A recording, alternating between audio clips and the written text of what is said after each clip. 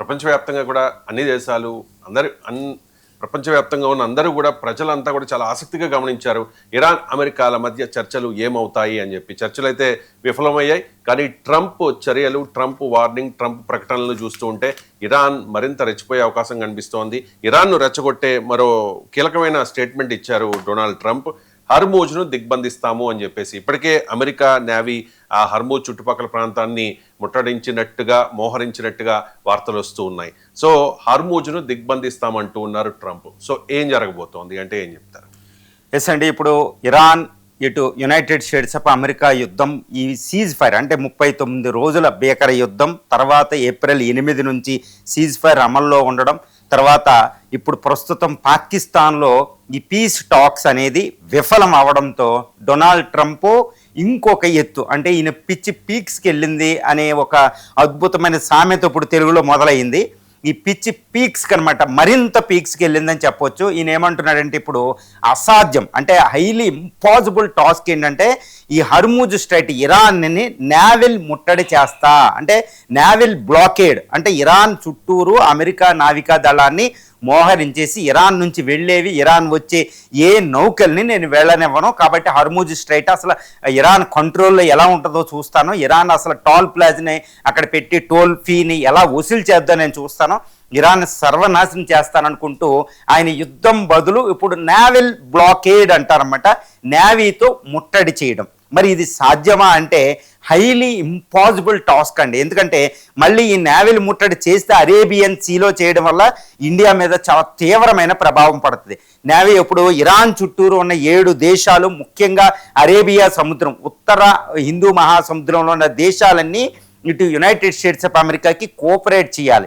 మరి ఇరాన్ దాన్ని ఎలా బద్దలు కొడుతుంది అంటే ఐఆర్జీసీ, ఇప్పుడు ఇస్లామిక్ రిపబ్లికన్ గార్డ్స్ కార్ప్స్, సరే మీరు నేవీని ముట్టడి చేయండి, మీ నేవీని బద్దలు కొడతాం మిసైల్స్ డ్రోన్లతో అంటూ అది వార్నింగ్ ఇచ్చింది.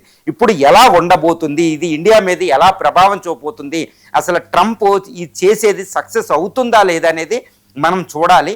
ఇప్పుడు ఈ America, United States of America ఇప్పటికే తన నేవీని USS aircraft carrier Abraham Lincoln, USS aircraft carrier Gerald R-4 ఇక్కడ ఉంది, తర్వాత డిస్ట్రాయర్స్ ట్రిపోలి, తర్వాత ఇలాంటి 5-6 డిస్ట్రాయర్స్ అక్కడ ఉన్నాయి, అటాక్ స్ట్రైక్ గ్రూప్ అక్కడ ఉన్నాయి, కొన్ని వందల షిప్పులు అక్కడ మోహరించున్నాయి.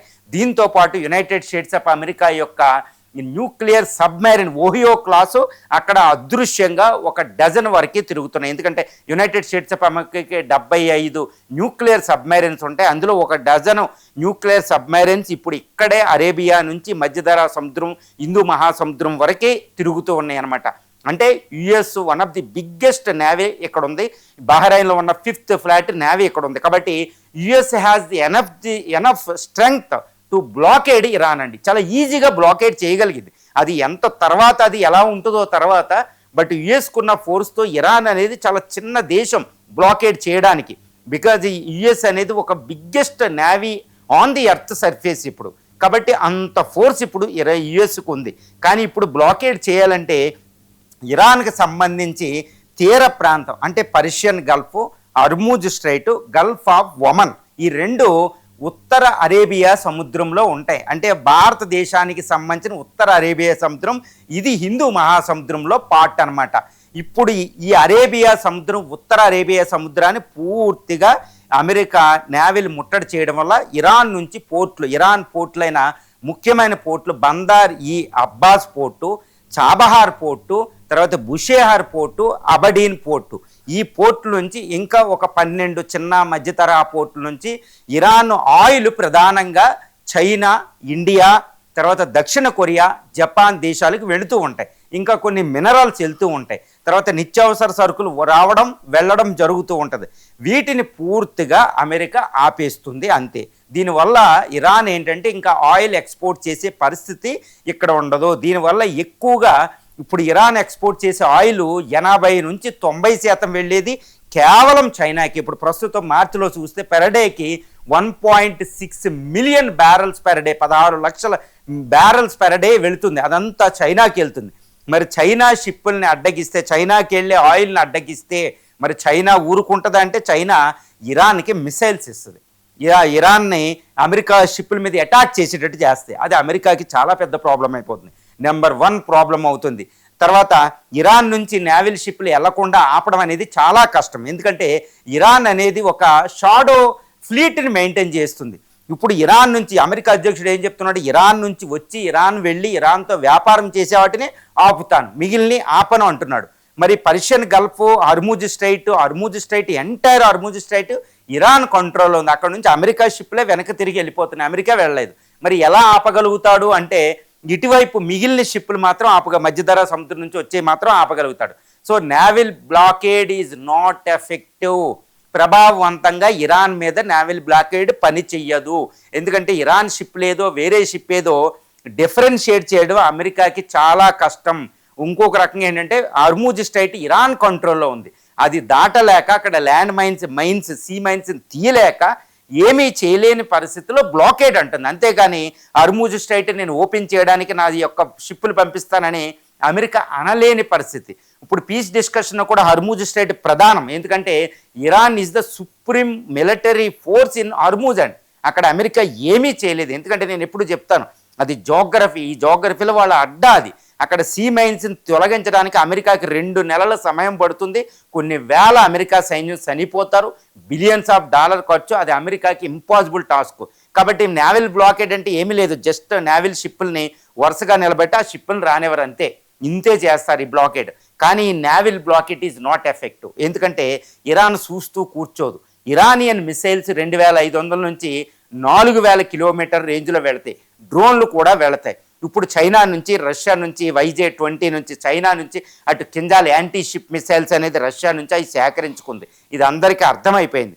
ఇప్పుడు ఈ నేవల్ బ్లాకేడ్ చేయాలంటే ఈ షిప్పుల్ని, ఈ డ్రోన్లు, ఈ మిసైల్స్తో ఇరాన్ డైరెక్ట్గా అటాక్ చేస్తాయి. అప్పుడు అమెరికా షిప్పులు, అమెరికా ఈ యాంటీ సబ్మైరైన్స్ అన్నీ కూడా ఆపదలో పడతాయి. కాబట్టి అమెరికాకి ఇది చాలా కష్టం, ఇంకా బిలియన్స్ ఆఫ్ డాలర్స్ లాస్ అవుతుంది. It's not effective. 2, అరేబియా సముద్రంలో యుఎస్ నేవల్ బ్లాకేడ్ చేయాలంటే కొన్ని దేశాల సహకారం చాలా ఇంపార్టెంట్. ఎంత అవుద్ది? ముఖ్యంగా ఇండియా సహకారం. ఇండియా ఏ మాత్రం కూడా సహకరించదు. కానీ అరేబియా సముద్రం, ఎంటైర్ అరేబియన్ సముద్రంలో India is the powerful naval force అనమాట.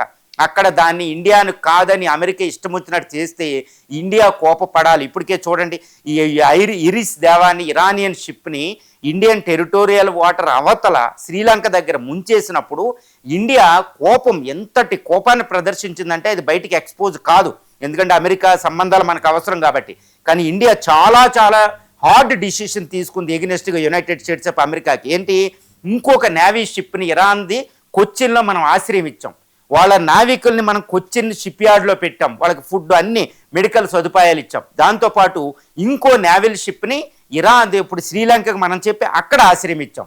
మేము ఆశ్రయం ఇస్తాం, నువ్వేం చేసుకుంటావో చేసుకో, ఇది మా sea, Indian ocean is India's ocean చెప్పేసింది. జయశంకర్ గారు ఆ మాట డైరెక్ట్గా పబ్లిక్లోనే చెప్పడం జరిగింది. Indian ocean is India's ocean. ఇక్కడ ఎవరైనా అడ్డం తిరిగినా, ఎవరు ఇష్టం వచ్చినట్టు చేసినా మేము ఊరుకోము అని ఇండియా నిక్కర్చుగా అమెరికాకి చెప్పేసింది. ఇప్పుడు అరేబియా సముద్రంలో మనం నేవల్ బ్లాకేడ్ చేసాం పాకిస్తాన్కి ఎగ్నెస్ట్గా. ఆపరేషన్ సింధూర్ టైంలో, పుల్వామా స్ట్రైకులు, అన్ని స్ట్రైకుల్లో 1971, 65 వారు India is the force to be reckoned with in Indian Arabian sea. And ఇక్కడ అమెరికా వచ్చి నేవల్ బ్లాకేడ్ చేస్తే అది ఇండియాకి చాలా చాలా పెద్ద ప్రమాదం, చైనాకే కాదు. ఎందుకంటే మొత్తం మన నేవీ, మన పోర్టు ఫెసిలిటీస్, మన ఎంటైర్ ఎక్కువ అంటే ఇండియా నేవల్ ట్రేడ్లో 50% ఇక్కడ నుంచే వెళుతుంది. ఇది సూయజ్ కెనాల్ అని, పర్షియన్ గల్ఫ్ అని. మరి మనల్ని బ్లాకేడ్ చేస్తే మనకి ఇబ్బంది. అది ఇలా నేవల్ బ్లాకేడ్ చేస్తే ఎంటైర్ ట్రేడ్ రూట్స్ డిస్రప్ట్ అయిపోతాయి. సో ఇండియాకి చాలా చాలా పెద్ద, ఇండియా విల్ అబ్జెక్ట్ దీన్ని. తర్వాత చైనా అయితే అస్సలు ఊరుకునే ప్రసక్తి లేదు, ఎందుకంటే ఇరాన్ నుంచి ఎక్కువ ఆయిల్ చైనాకి వెళుతుంది రష్యా తర్వాత. సో దాన్ని అడ్డగిస్తే చైనా డైరెక్ట్గా ఇప్పుడు పబ్లిక్గా ఇరాన్కి మిసైల్స్ ఇస్తే అమెరికాకి చాలా పెద్ద ప్రాబ్లం అవుతుంది. కాబట్టి ట్రంప్ ఇక్కడ ఎట్టి పరిస్థితుల్లో నేవల్ బ్లాకేడ్ చెయ్యలేడు. చేసిన that will not be effective అండి. ఎఫెక్టివ్గా ఉండదు, ఎఫెక్టివ్గా ప్రభావవంతంగా పనిచేయదు. మరి ఇరాన్ వేస్తుంది మిసైల్స్, అది వేస్తుంది. కాబట్టి అమెరికా ప్రాబ్లం. కాబట్టి ఇప్పుడు మళ్ళీ ట్రంప్ ఇంకొక పిచ్చి డిసిషన్ తీసుకున్నట్టే. ఆల్రెడీ ఈ has taken a wrong decision. Iran మీద అటాక్ చేయడం అనేది ఆయన పిచ్చి పట్టింది డిసిషన్ అనేది అర్థమైపోయింది. ఎందుకంటే ఇరాన్ ఓడించలేని పరిస్థితి. ఎందుకంటే నేను ఎప్పుడు చెప్తూ ఉంటాను, 1979 నుంచి ఇప్పుడు 2026 వరకే ట్రంప్కి ముందు 10 మంది యుఎస్ ప్రెసిడెంట్లు పనిచేశారు. అందులో 9 మంది వేరే వాళ్ళే. 9 మంది యుఎస్ ప్రెసిడెంట్లు ఇంతవరకు ఇరాన్ని అటాక్ చేయలేదు. ఎందుకంటే గల్ఫ్ ఆఫ్ హార్ముజ్ స్ట్రైట్ చాలా డేంజరస్ అని తెలుసు వాళ్ళకి. ఇప్పుడు ట్రంప్ దాన్ని పెంటగాన్ చెబుతున్నా వినకుండా అటాక్ చేశాడు. ఇప్పుడు మళ్ళీ నేవల్ బ్లాకేడ్ అంటే ఇంకా శత్రు అవడం, ఇంకొక హ్యూమిలియేషన్, ఇంకొక అవమాన భారంతో వెనక్కి వెళ్ళడం తప్పితే ఏమీ ఉండదు. యుద్ధాన్ని ఇంకా పొడిగించడం వరకే. కాబట్టి ఇప్పుడు అంతర్జాతీయ సమాజం అంతా ఆందోళన వ్యక్తం చేస్తుంది, ట్రంప్ మళ్ళీ ఏ పిచ్చి తీసుకుంటాడో అనేది. ఎందుకంటే ఎఫెక్టివ్ లేదు. హార్ముజ్ స్ట్రైట్ అంతా ఇరాన్ కంట్రోల్లో ఉండగా దాని చుట్టూరు నేవల్ బ్లాకేడ్ ఏంటి? It's a wrong decision. నీకు సామర్థ్యం ఉంటే వెళ్ళి హార్ముజ్ స్ట్రైట్ను ఓపెన్ చేయండి ఇరాన్ మీద అటాక్ చేసి. అది సాధ్యం కాదు. కాబట్టి ఇప్పుడు ఈ నేవల్ బ్లాకేడ్ చేయడం వల్ల ఎక్కువగా ఇరాన్, పర్షియన్ గల్ఫ్ తీరంలో ఉన్న ఈ Saudi Arabia, Bahrain, ఖతారు, Kuwait, Iraq ఈ దేశాలు ఇబ్బంది పడతాయి. ఒమన్ ఇబ్బంది పడుతుంది. ఇప్పుడు ఈ నేవల్ బ్లాకేడ్ చేస్తే కంపల్సరీ యెమెన్ హౌతీస్ నుంచి యుఎస్ షిప్లు చాలా విపత్కర పరిస్థితిని ఎదుర్కొంటాయి. అది ఇరాన్ అయినా సాధించవచ్చు, కానీ హౌతీస్ని అడ్డగించడం అమెరికాకి సాధ్యం కాదు. వాళ్ళు చాలా డేంజరస్ పైరేట్స్ అనమాట, సముద్రపు దొంగలు. వాళ్ళు సముద్రం మధ్యలో ఇవన్నీ పట్టుకొచ్చి చాలా అలవాటు పడిన వాళ్ళు 100 సంవత్సరాలుగా యుఎస్ పైరేట్స్ వాళ్ళు, సముద్రపు దొంగలు. సో అది ఎక్స్టెండ్ అవుతుంది.